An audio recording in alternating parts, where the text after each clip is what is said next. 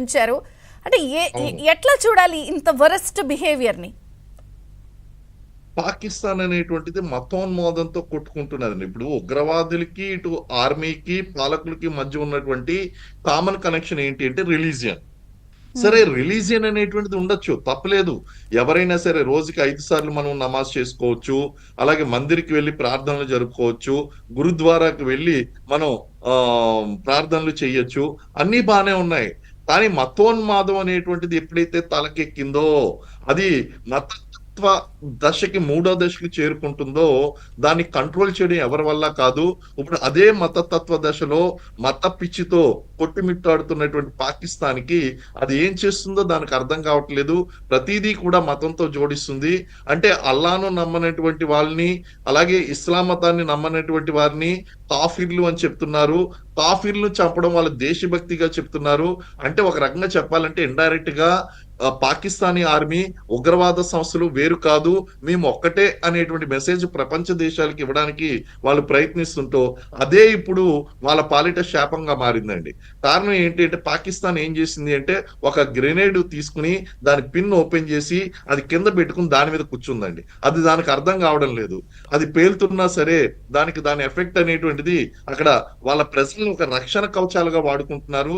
ఎందుకు పని చేయనటువంటి వాళ్ళని ఒక వ్యర్థమైనటువంటి వనరులుగా వాళ్ళు అదే నేను ఇప్పుడు అడగబోతున్నా. ఒక కొత్త ఎత్తుగడగా వెళ్తున్నారు. ఏంటి? SH-15 ఆర్టిలరీ గల్స్ తో లాహోర్లోని జనావాసాల్ని మోహరించి వాళ్ళని ఒక షీల్డ్స్ గా వాడుకుని ప్రయోగం చేస్తున్నారు. ఇది ఒక కొత్త ఎత్తుగడ కదా. వాళ్ళ ప్రజల్ని యుద్ధానికి బలి చేస్తున్నారు. వాళ్ళు చేసిన పాపానికి వీళ్ళు మూళ్ళు చెల్లించిన ఒక కొత్త ఎత్తుగడను ప్రారంభించింది పాకిస్తాన్. కాబట్టి త్వరలోనే అంతర్యుద్ధం వస్తుందండి. ఈ విషయం పాకిస్తానీ ప్రజలు కూడా గమనిస్తారు. వాళ్ళు ఆఖరికి మనం యుద్ధం చేయవలసినటువంటి అవసరం లేదు. నాకు తెలిసి ఈ యుద్ధానికి ముగింపు పాకిస్తానీ ప్రజలే తెలియజేస్తారు. వాళ్ళకి ఏ మాత్రం కూడా ఇష్టం లేదు మన భారతదేశంతో ఫైట్ చేయడం అనేటువంటిది. ఆ నష్టం ఏ తీవ్ర స్థాయిలో ఉంటుందనేటువంటిది వాళ్ళకి తెలుసు. వాళ్ళ మీద నమ్మకాలు కూడా పోయినాయి. అసలు యుద్ధం జరగనప్పుడే వాళ్ళ యొక్క పాకిస్తానీ జనరల్స్ మీద వాళ్ళు తిరుగుబాటు చేసినట్టు 2 సంవత్సరాల క్రితం పాకిస్తానీ జనరల్స్ మీద తిరుగుబాటు చేశారు ప్రజలు.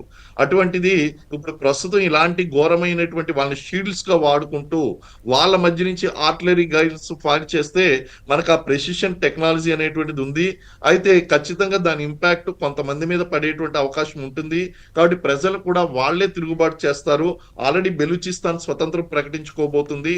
అలాగే ఇక్కడ ప్రజలు అనేటువంటి ఇమ్రాన్ ఖాన్ ని విడిపించుకోవడానికి జైలుకి వెళ్లి అక్కడ ప్రజలు తిరుగుబాటు చేస్తున్నారు. వీళ్ళ ప్రధాని మరియు అసీం మునీరు వాళ్ళు బంకర్లోకి వెళ్ళిపోయారు.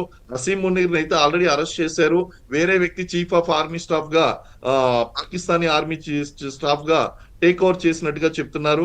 ఇవన్నీ కూడా పరిస్థితులు చూస్తే ఫస్ట్ ఇల్లు చెక్కబెట్టుకోలేదు, ఇల్లు చెక్కబెట్టుకునేటువంటి పరిస్థితులు లేవు, నువ్వు ఇంటిని నాశనం చేయడానికి ఆలోచిస్తున్నావు.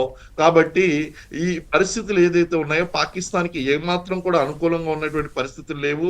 ఆ మేకపోతే గాంభీర్యాన్ని ప్రదర్శిస్తూ వాళ్ళు కేవలం మన దేశాన్ని నాశనం చేయాలి ఇప్పటికీ పాకిస్తాన్ తెరదీస్తోంది. ఇంకా గుజరాత్ పోర్ట్ ని మేము అటాక్ చేసాము, జమ్మూలో వీళ్ళని ఒక స్టూపిడ్ బ్లేమ్ గేమ్ కి వెళ్తున్నారు వాళ్ళు. ఇది వాళ్ళకి 1947 లో వర్కౌట్ అయిందండి, 1965 లో వర్కౌట్ అయింది, 71 లో వర్కౌట్ అయింది. ఇలాంటి బ్లేమ్ గేమ్స్ చేయడం వలన ప్రజలు ఇట్టే నమ్మేసేవారు. ఎందుకంటే అప్పుడు వార్త ఏదన్నా ఒకటి బయటకు వచ్చింది అంటే అది నిజాలు తెలియడానికి కనీసం కొన్ని రోజులు పట్టేసేది.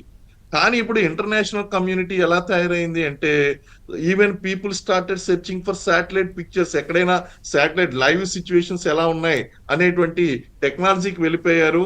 అలాగే సోషల్ మీడియా అనేటువంటిది చాలా విస్తృతంగా వ్యాపించింది. డిజిటల్ అండ్ ప్రింట్ మీడియా చాలా యాక్టివ్ గా ఉంది. ఇటువంటి సమయంలో మనం ఫ్యాక్ట్ చెక్స్ అనే